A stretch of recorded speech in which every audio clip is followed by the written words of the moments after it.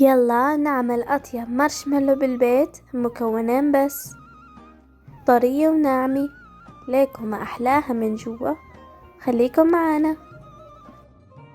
مكونين بس: الجيليه والمي. بنحط ظرف كامل جيليه، بنحط ربع كاسة مي، منتم نخفقن شي 10 دقايق حتى يصير القوام مثل الكريمة، لحتى يمسك معكم.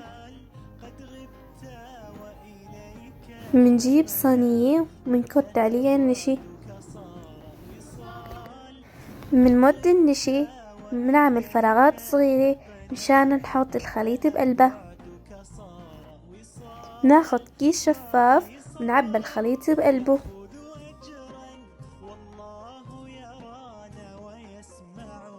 نعبي الخليط بالفتحات اللي عملناهن. شايفين ما أسهل الطريقة؟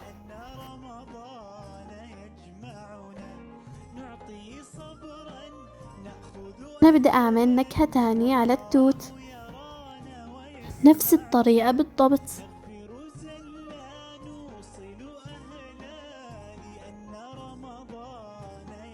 نحطهم شي 5 دقايق بالبراد لحتى يتماسكوا شوي، بعدين بنحركهم